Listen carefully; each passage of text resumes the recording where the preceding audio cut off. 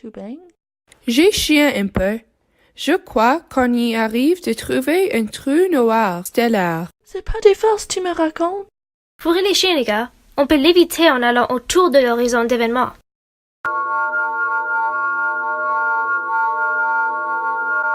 Vous allez mourir. Vous allez mourir. Vous allez mourir. Votre véhicule va entrer un trou noir. Attache ta tuque.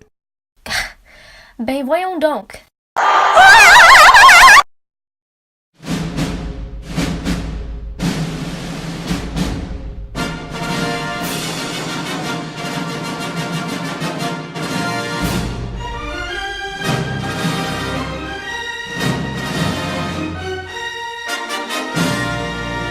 Un trou noir existe comme un objet céleste dans lequel tout est tellement compact que la matière est réellement empêchée d'échapper par son champ gravitationnel.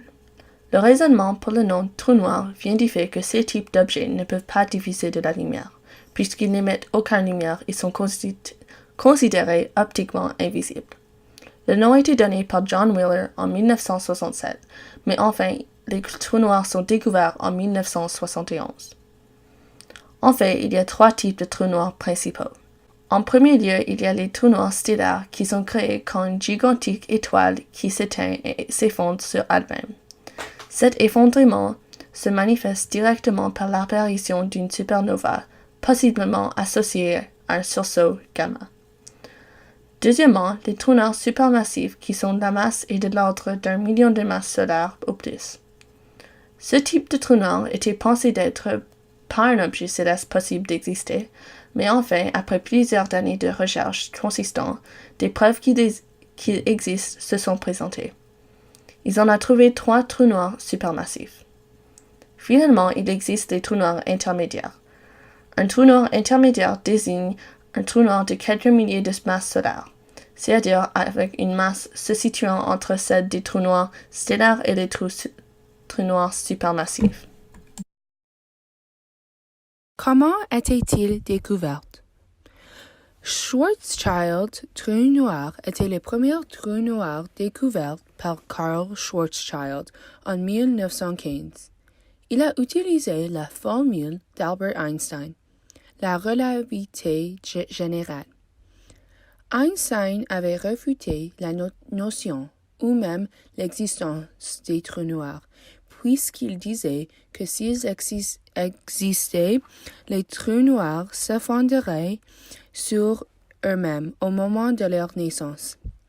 Schwarzschild a donné la première solution exacte de la première Albert Einstein équation gravitationnelle générale, qui a conduit à une description de la géométrie de l'espace dans le voisinage d'un point de masse. Il a également jeté les bases de la théorie des trous noirs en utilisant les équations générales pour démontrer que les groupes de la masse suffisante auraient une vitesse d'échappement dépassant la vitesse de la lumière et par conséquent ne seraient pas directement observables. Le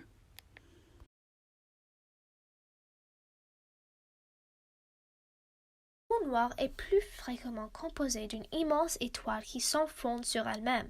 En utilisant les théories viables, on peut déduire que les éléments essentiels sont hydrogène et hélium. Un trou noir est défini comme une région de l'espace-temps d'où la gravité extrêmement forte empêche tout ce qui s'échappe, y compris la lumière. Nous savons que la matière tombe dans les trous noirs n'est pas différente de celle que l'on trouve dans le reste de l'univers. Cependant, plus nous nous rapprochons du centre d'un trou noir, plus notre compréhension de la physique se détériore rapidement. Grâce à la relativité générale, nous pensons qu'on comprend ce qui se passe dans cette extrême gravité et avec l'aide de la mécanique quantique, nous pouvons faire une estimation intelligente de ce qui se passe aux plus petites échelles microscopiques. Mais si les deux théories sont combinées, comme si elles étaient au centre d'un trou noir, elles s'enfondrent, nous laissant sans aucune idée de ce qui se passe. Pour contourner le problème, Les astrophysiciens ont besoin d'une théorie de la gravité compatible avec la mécanique quantique qui pourrait décrire la physique dans un trou noir. Pour l'instant, il n'existe pas de modèle de ce genre, mais les physiciens y travaillent. De plus, au centre d'un trou noir se trouve une singularité gravitationnelle, un point unidimensionnel qui contient une masse énorme dans un espace infiniment petit, où la densité et la gravité deviennent infinies et les courbes espace-temps infinies, où les lois de la physique telles que nous les connaissons cessent de fonctionner. Comme le décrit les musiciens américains Kip Thorne, c'est le point où toutes les lois de la physique se brisent. La singularité est l'un des principaux composants d'un trou noir.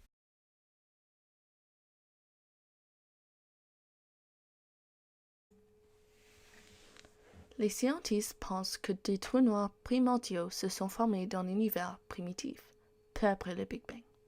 Des trous noirs stellaires se forment lorsque le centre d'une étoile très massive s'effondre sur elle-même.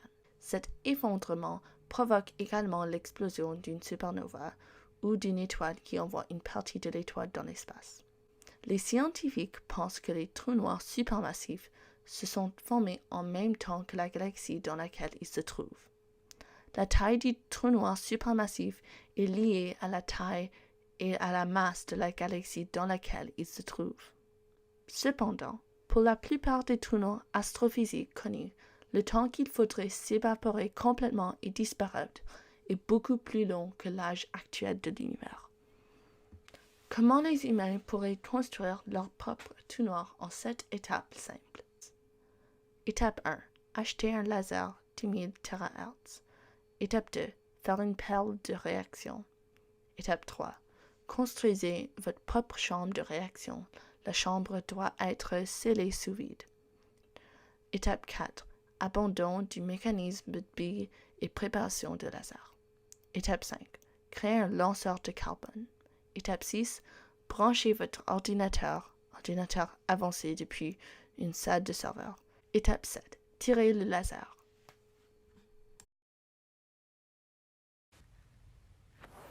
Comment est-ce que le premier trou noir a été créé?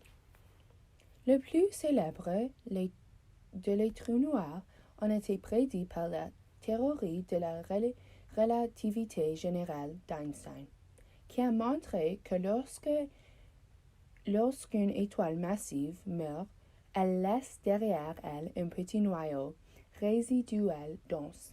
Si la masse du noyau est plus de 3 fois supérieure à la masse du Soleil, les équations montrent que la force de gravité l'emporte sur toutes les autres forces et produit d'un trou noir. La première image capturée d'un trou noir, nous avons mis ce repère remarquable pour répondre à cette question, car c'est le seul trou noir visible de notre génération, ce qui confirme l'existence de tous les trous noirs. L'antimatière est le contraire de la matière normale. Plus précisément, les particules subatomiques de l'antimatière ont des propriétés opposées à celles de la matière normale. La charge électrique de ces particules est inversée. L'antimatière a été créée avec la matière après le Big Bang, mais l'antimatière est rare dans l'univers d'aujourd'hui et les scientifiques ne savent pas pourquoi.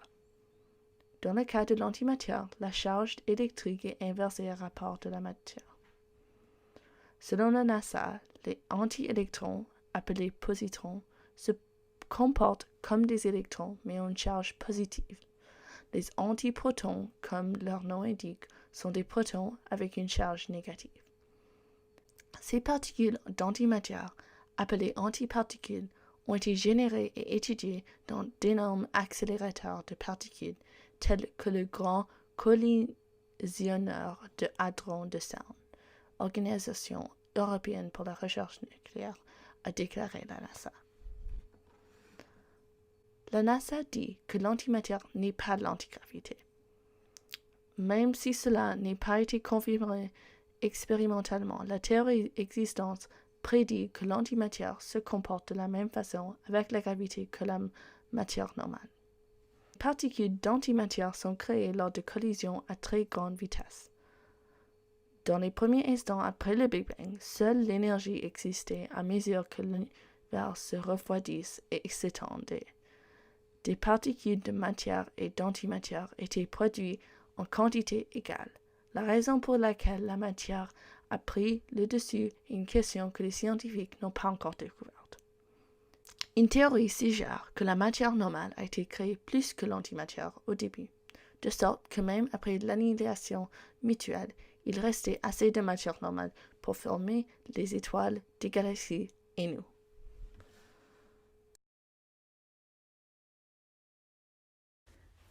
Est-ce que c'est possible qu'un trou noir peut devenir si énorme que ça détruit tout et la seule chose qui reste est une colonie de trous noirs?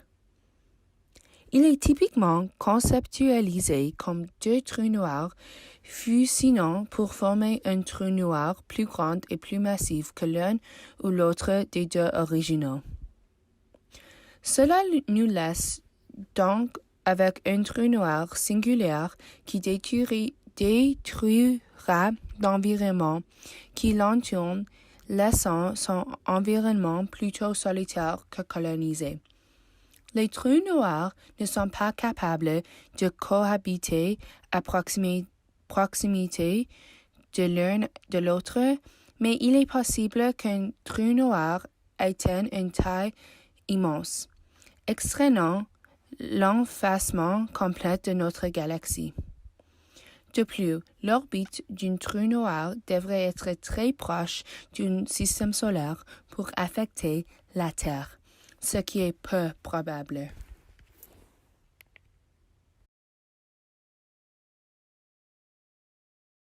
Le Soleil n'a pas assez de masse pour s'enfondrer dans un trou noir.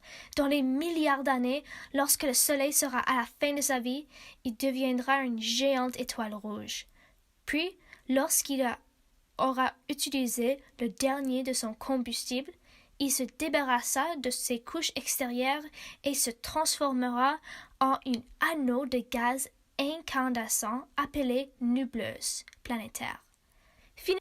Finalement, tout ce qui restera du Soleil sera une étoile naine blanche rafraîchissante.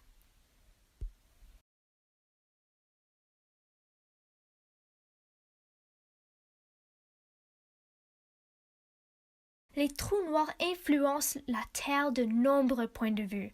De plus importance, l'environnement sera dépouillé en raison de l'attraction gravitationnelle monstrueuse.